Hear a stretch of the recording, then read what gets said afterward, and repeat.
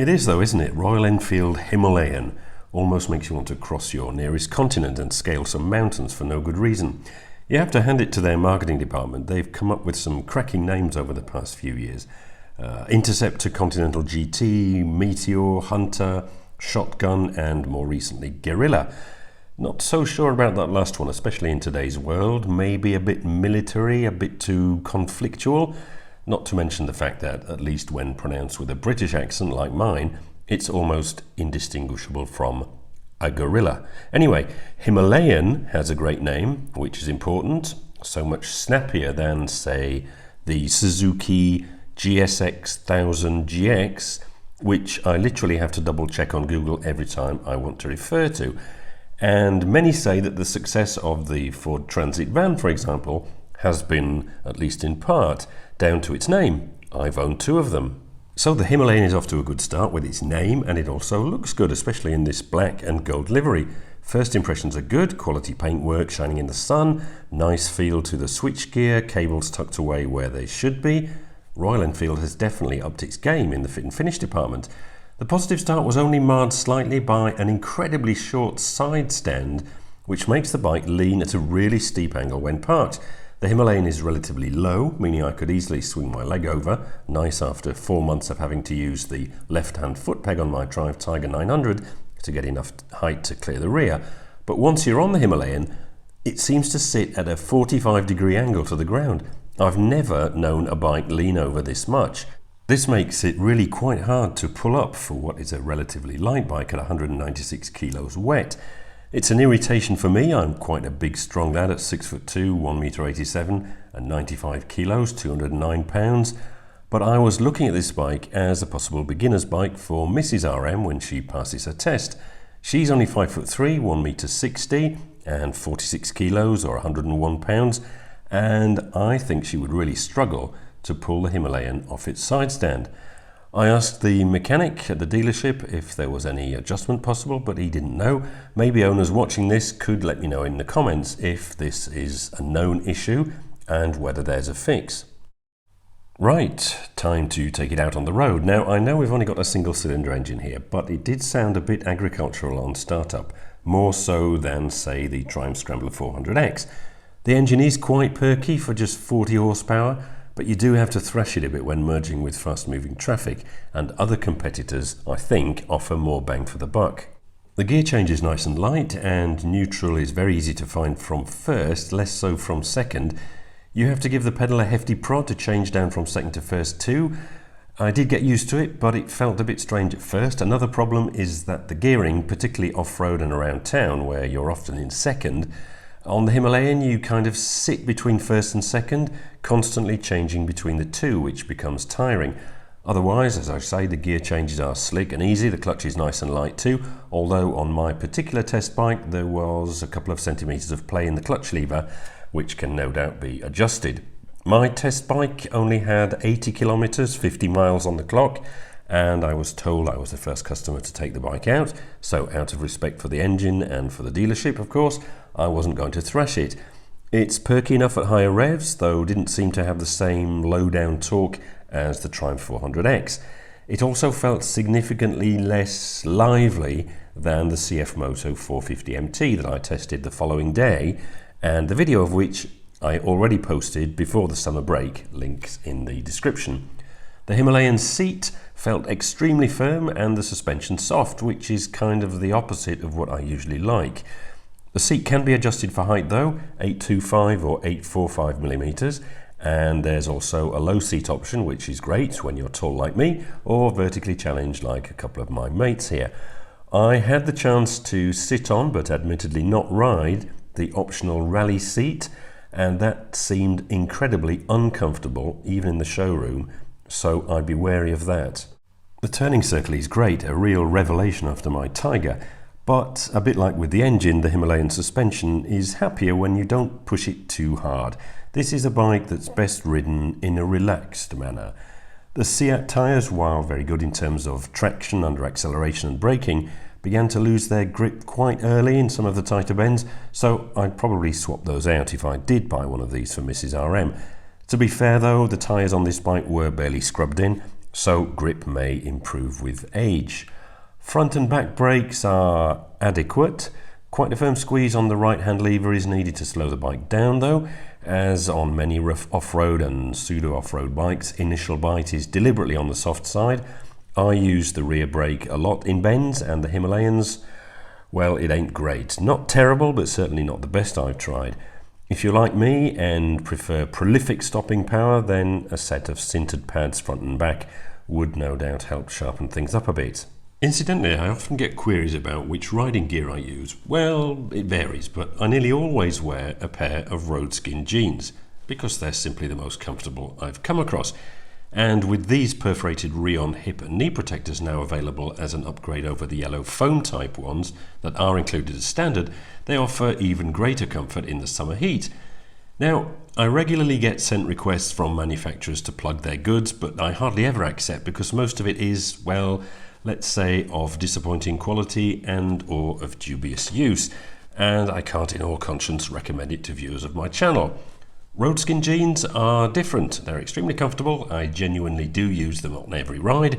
They're British like me, and they're all double or triple A safety rated. So what's not to like? Okay, maybe the MSRP, but you can currently get 10% off that using the discount code in the description below. Back to the Himalayan. Storage space under the seat is non-existent. No room even for a disc lock. But there are plenty of luggage options, and those upper crash bars at the front could easily be fitted with some small bags. The TFT screen is easy to read in bright sunshine, but as is so often the case these days, some of the text and icons are too small for me to read quickly when I'm on the go. Ignore the flickering on some of these shots, by the way, which is just a synchronization issue with my GoPro. It doesn't do this in person. Overall fuel consumption during my test was 3.3 litres per 100 kilometres, which is 86 mpg UK, 71 US. Very impressive, but remember, this was a brand new bike, so once the engine has loosened up a bit, these figures could well improve further. The Royal Enfield dealer network is now pretty good, and the brand is getting a decent reputation for reliability.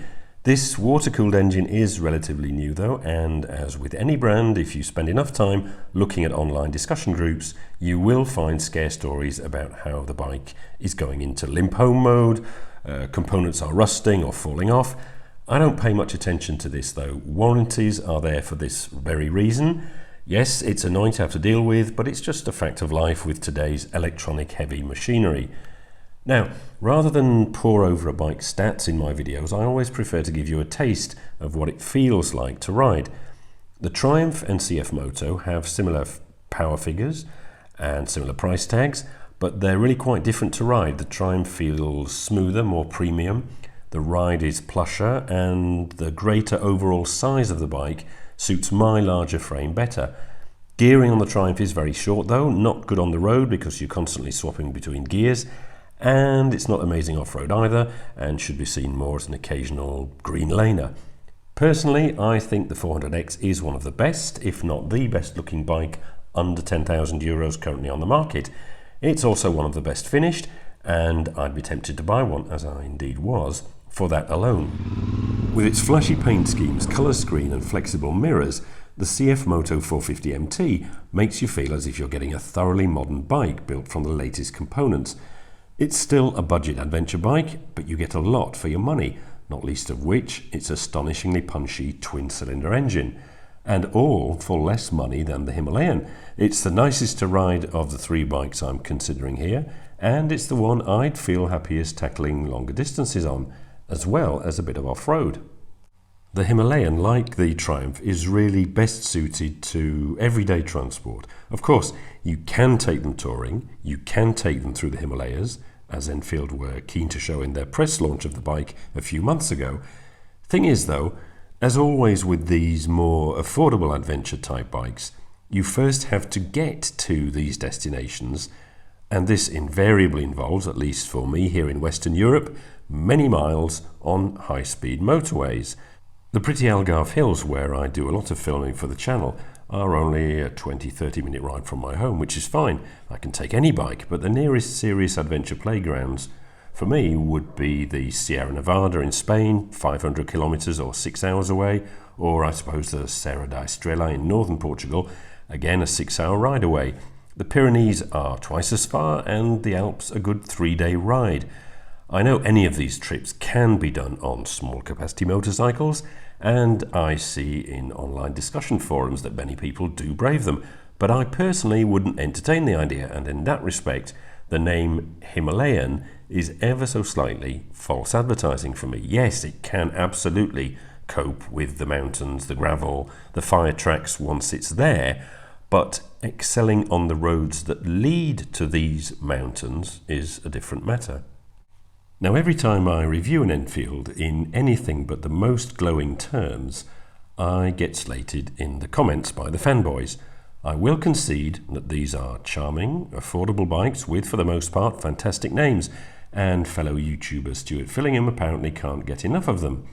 If you've found the right type of bike for you, that's fantastic. I'm happy for you, genuinely. If your priority is a relaxing ride, dependability, affordability, good looks, and a decent dealer network, then yes, a Royal Enfield is the right bike for you. Knock yourself out. My personal priorities when I'm sitting in a restaurant on the Spanish border after lunch, facing an hour's ride back on the motorway to get home, lie elsewhere, and so I would go for a more versatile bike like the 450 MT or perhaps the Honda NX500, both of which have smoother twin-cylinder engines. After I posted my review of the CF Moto before the summer break, someone asked me in the comments how much they'd paid me to promote it. I understand the cynicism, but it's a shame you think that. The USP of this channel is that you never see my face, and that's because I want to be able to walk into any dealership without being recognised and take a bike out for a test ride with no pressure to write a glowing review. I never go on press launches, as I feel these are inherently biased, and I like to think that my reviews are as honest as possible. I really wanted to like the Himalayan, and having pored over the stats and high-res photos, I was considering buying one as a second bike for me, for Mrs. RM, so that we could both ride together. But, and I understand this will be controversial, it's too heavy, it's not exciting enough to ride, and Mrs. RM would never be able to pull it off its kickstand. Great name though. Anyway, that's all for today. Feel free to tell me in the comments what a terrible person I am for dissing an Enfield, and as always, thanks for watching.